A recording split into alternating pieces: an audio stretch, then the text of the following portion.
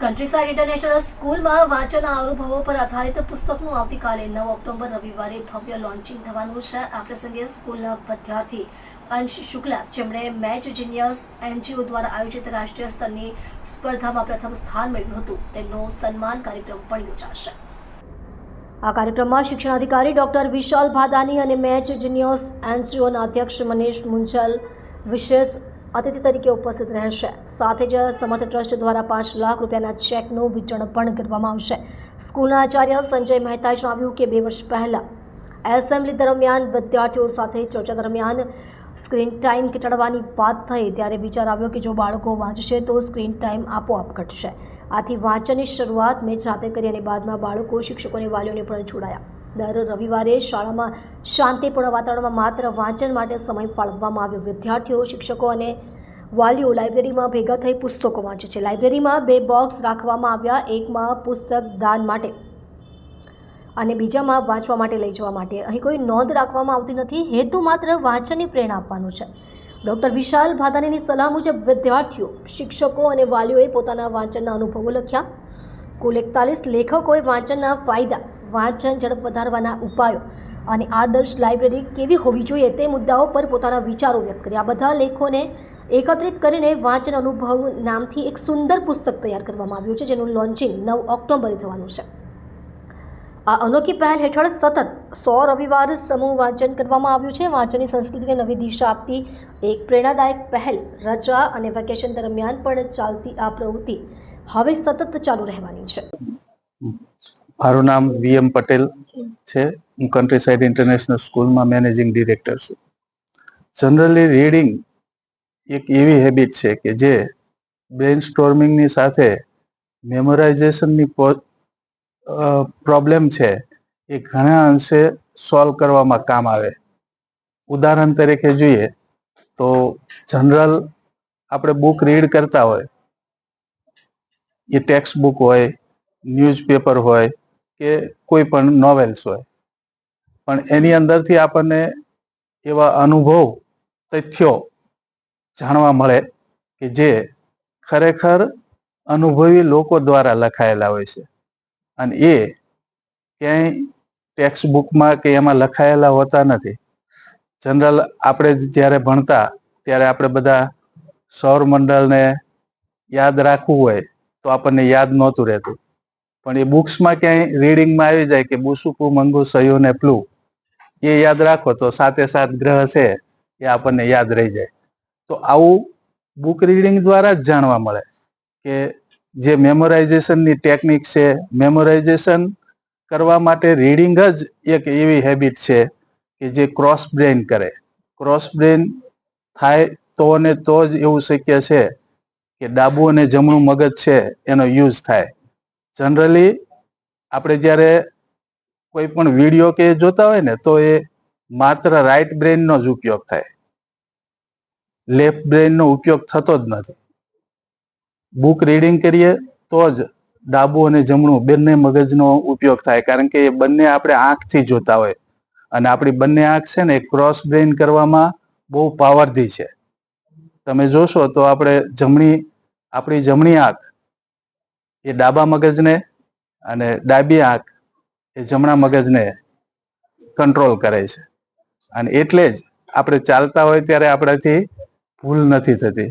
તો આ બધી વસ્તુઓ એવી છે કે સાયન્ટિફિક છે અને આપણા વૈદિક કાળમાં પણ એ હતું જ, અને એટલે જ શ્લોકો છે એનું ગાન થતું, રીડિંગ થઈને ગાન કરવામાં આવતું કે જેના લીધે એ શ્લોકો છે એ અંતરાત્મા સુધી ફિલિંગ કરાવતા.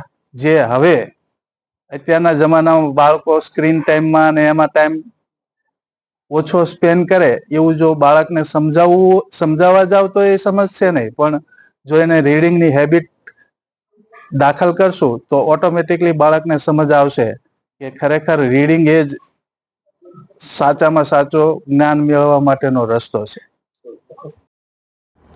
नमस्ते, मेरा नाम मनस्विनी ब्रिजेश पटेल है और मैं कंट्रीसाइड स्कूल में 6th करेज की क्लास में पढ़ती हूँ. मुझे बहुत गर्व हो रहा है कि मैं इस रीडाथॉन के प्रोग्राम में एक हिस्सा हूँ.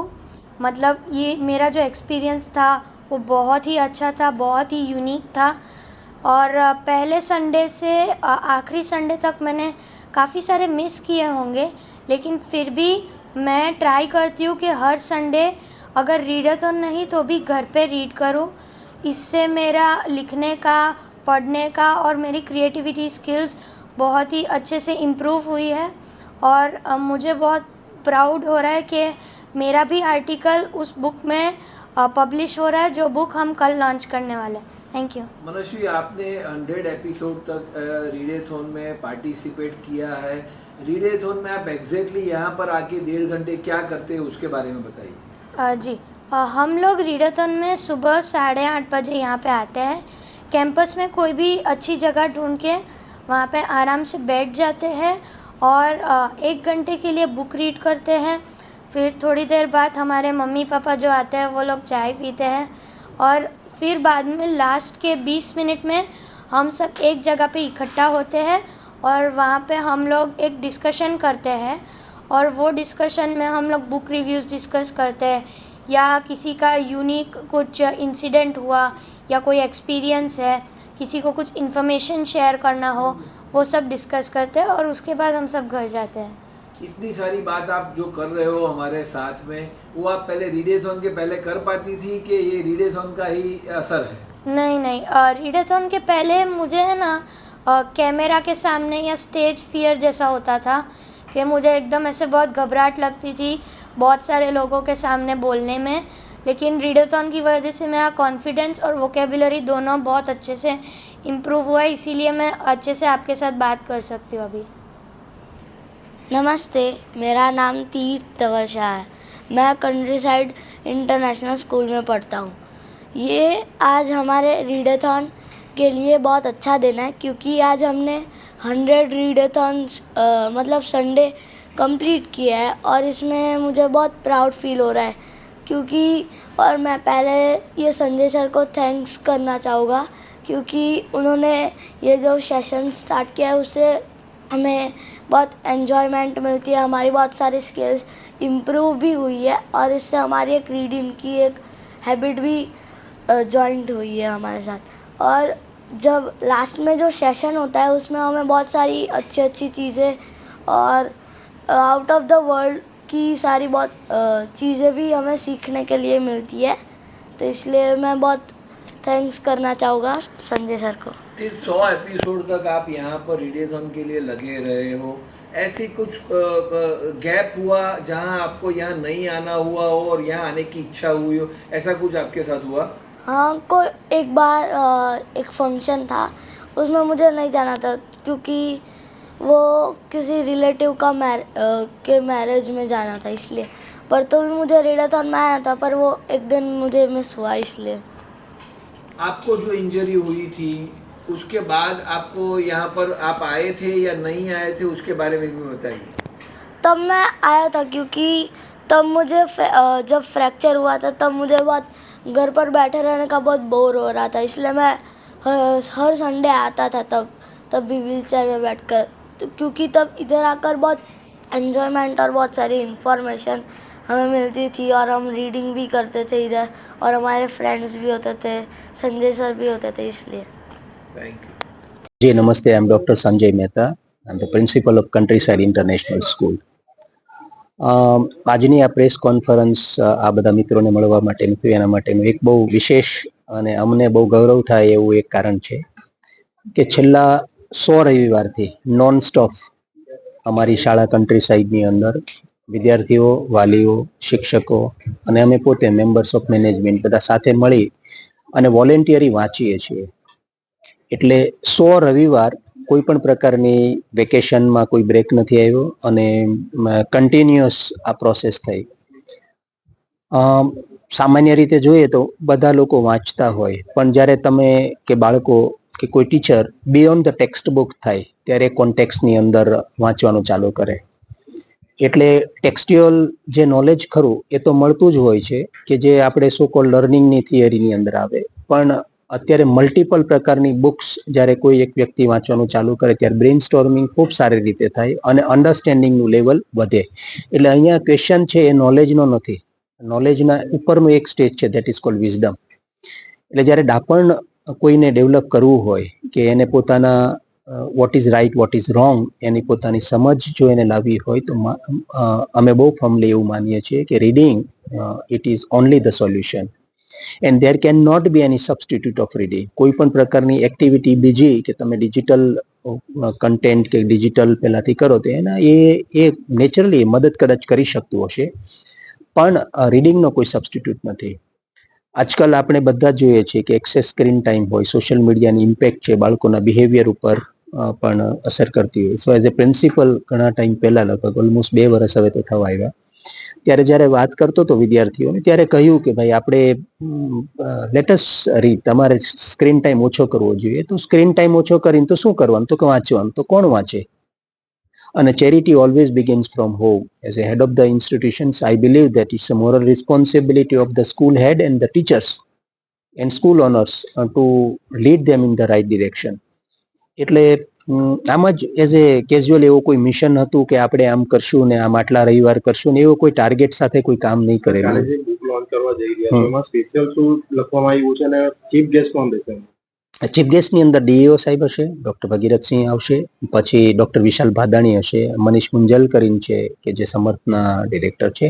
અને બુક છે એ જે અમે જે લખી છે, અમે જે કાલે લોન્ચ થવાની છે, એમાં સ્ટુડન્ટ્સ, ટીચર્સ અને પેરેન્ટ્સના આર્ટિકલ છે. એમાં એના રિફ્લેક્શન્સ છે કે રવિવારે આવ્યા પછી એ લોકોમાં શું ચેન્જ આવ્યું, કેવા પ્રકારનું એમને ફિલિંગ થઈ, શરૂઆતના રવિવારમાં એમને કેવું લાગતું હતું. પછી reading, why should we read, એના ઉપર બહુ બધી લાઇબ્રેરીઝની પણ ઇન્ફોર્મેશન હોઈ શકે એવા 41 આર્ટિકલ છે અને 100 કરતાં વધારે પેજીસની અંદર એ બુક અહીંયા સેલ્ફ ડિઝાઇન જ થયેલી છે. સ્કૂલની અંદર એની બુકની પણ ડિઝાઇન થઈ છે અને એડિટર, બોર્ડ ઓફ એડિટર પણ અમારા સ્કૂલનું છે.